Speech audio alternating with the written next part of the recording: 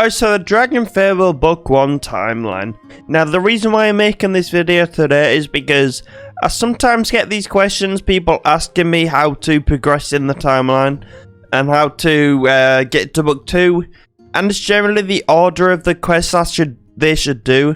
Right, so today I'm just going to be showing you a quick little guide, I guess you could call it, on how you can actually complete it in the order. It's quite simple when you know how, but for people who are just beginning with the game, it is a little bit complicated. And yeah, so this is basically for new players or for players who don't really know much about the game. So we'll get right into it now. Between the very start and the hatching is a very straightforward quest. So here is board Dmickey Counter. You can do wake and knuckle or keep. You don't have to. You can skip straight on and go to Rollith. We got the Hydra on the bridge, we all know that. The Undead Assault comes straight after that. So before we do anything to do with the Black Dragon box, you can do this. Now, all of this stuff is optional. All of this stuff here, you don't have to do it. But to actually get the quest, you can just click on them. Now, you can obviously travel to the area to actually get them yourself, but it's a lot easier to do this. So, you know, quite simple, straightforward. One thing I will say, this is obviously the front. So we've got we've got 8 orbs. We've got this one here, but I won't really mention that one yet. We've got 8 orbs. So the main focus of this book is to basically get your dragon, hatch your dragon, look after the dragon box and stuff, get all 8 of the orbs, and then you're on the finale, basically. It's a very straightforward book, but, you know. So, you do all these quests here. Now, this is where we start getting our dragon egg. So, golden opportunity, Rabina. To get there, you can obviously travel here, but you can go straight right out of Falca Reach. Now, between this, we have the Wrath of Zan. Now, a lot of people do miss this. It was like one of the first wars they ever added. Well, it was kind of a war, not really, but like a little staged quest line. So that's completely not optional. You don't have to do that. Sneevil dump site, you go to Valencia, you get the egg at the dump site. We all know that bit. Breakfast with Warlick, you're analysing the egg, trying to find out which one is the real one, because you picked up 5 of the same egg. The secret cave. Now, this is where you pick your dragon. You can customize the appearance of the egg, basically in the cave. Arachno attack. This is a little quest that is like before the hatching. You don't have to do this. It's completely optional. There's a war quest, and it is a case with a website, but it says dragon amulet. A little bit weird. The hatching, where your dragon egg hatches. And now, this is where it gets interesting. So, we've got Wilshire Burns and the Haunted House. Now, the Wilshire Burns is basically the start of the Earthorb Saga. Now, if we're going to have a quick look, the Earthorb Saga is here. It's actually the last orb that you could be getting. So, what you have to do for this bit, when you go to the camp, I'll show you actually. Go to Wilshire. Oh, it's not going to be like that for me because I've already finished it. Now, I'm going to travel back to my hometown because I just want to. So, I can't show you, but all you have to do for that bit is to, well, I'm fucking shit up. All you have to do for that bit is kill Gorgoth, and it's a mission before it, which is like you gotta kill this big wave of enemies. So you do that, kill Gorgoth, and then you're done. Unless you want to do the Earthorb. I know in this playthrough, when I did book 1, I did do the Earthorb first because I got a little bit confused and thought I had to do it first. Obviously I didn't, I just had to do the beginning.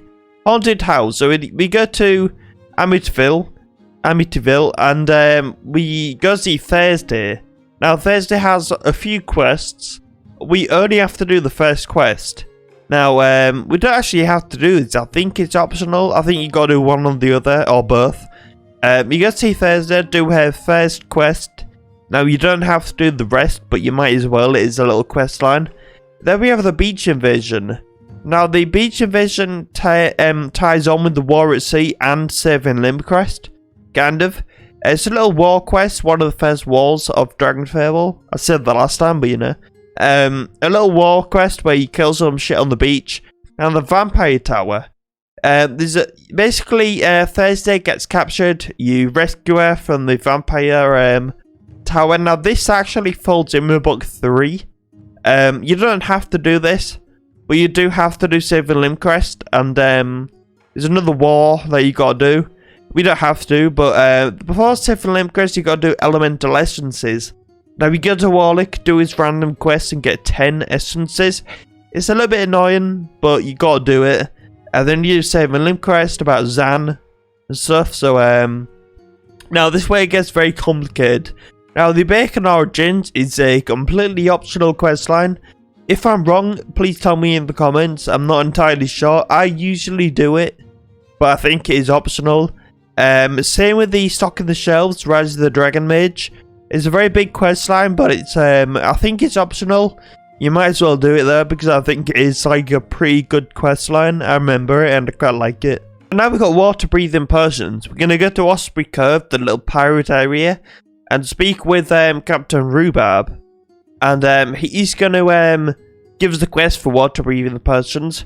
We have to get onto a ship and steal the Persians, but something bad happens at the end, because our character is kind of stupid. We have the Pirates vs Ninja War that comes next. This is optional, but you might as well do it. It kind of determines which side you're on. So you pick to fight for the pirates or the ninjas. You can do both. I don't see why you would, because the idea is that you pick a side. And then once you've done that, you're going to pick either way whether you want to do the pirates or the ninjas. Now this is for the wind orb. So the first orb we get is the wind orb. You only have to do one of them, but you can do both if you want. The questline is pretty much the same, I'm pretty sure. Well, there's a couple of different quests, but it's pretty much the same thing. Now, what I will say is, all of these orb quests are actually, you can do in any order you like. I think you have to do the ice orb before you do the fire orb. I think that's the only way you have to do it. But other than that, you can do them in any order you want. In the terms of story and lore though, you might as well do it in the order that it gives you. Now this way it gets a little bit weird. So we have the Battle of Moonridge. This is for the Dark Orb. However, you don't get the Dark Orb until this part here, a Dark Letter. This is pretty much a continuation of this bit. So you can skip this for now, and then do it when you're doing this bit. But you still should do it. You guys are gonna help Attics in the Necropolis. You know, pretty cool questline. Help him stop Noxus, this big necromancer. Anyway, the Light Orb. So Wind Orb, Dark Orb, Light Orb. This is gonna be in the Sand Sea. You're gonna help Zoom find and capture rebels and stuff like that. And it's about basically which side you're on. Whether you're on Sight Duat side or Zoom side, and it's kind of complicated, a little bit weird. But you're gonna be basically trying to stop Sight Duat and get the Light Orb. Now, next up we have the Ice Orb. You're gonna be going to Dragsvard. Yes, Dragsvard. I always forget the name. You're gonna help Ganloff take down the Ice Dragons and the Ice Queen. Quite straightforward.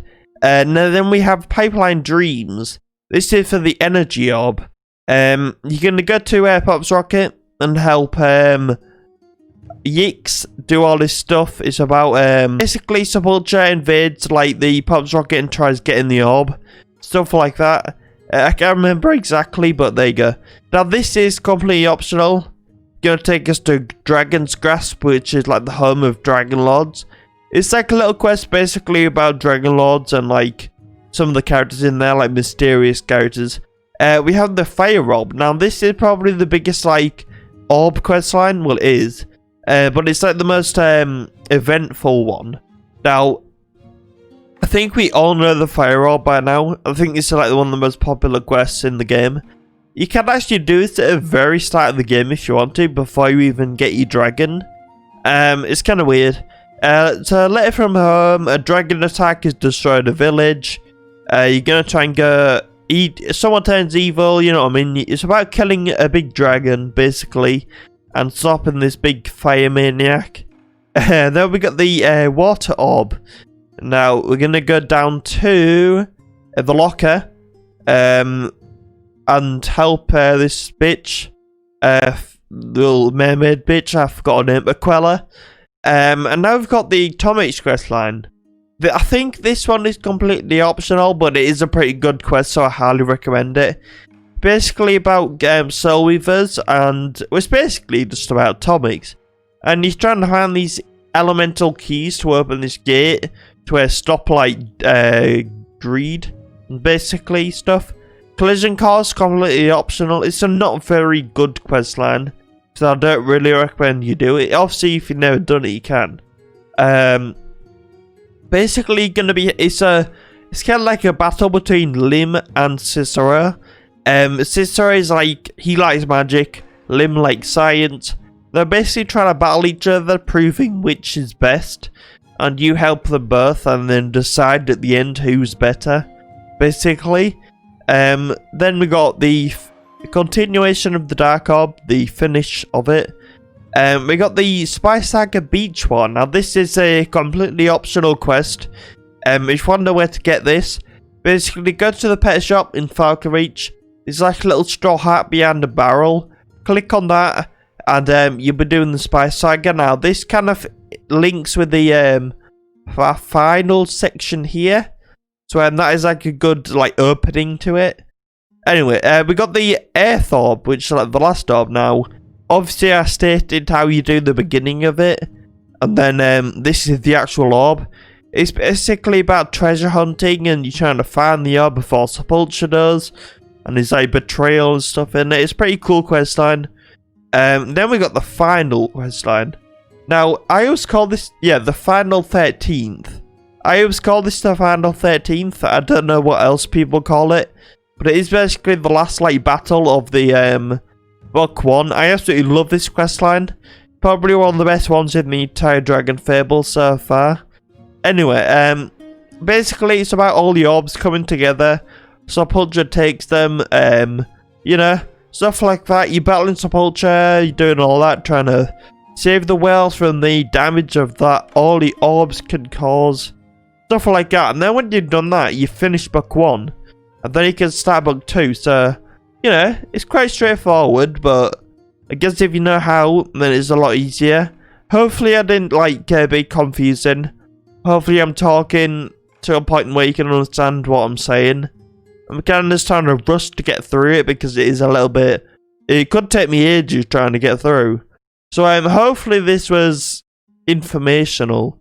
Obviously it's only for people who don't know what they're doing. But either way, thank you for watching. I will see you on the next video. Goodbye.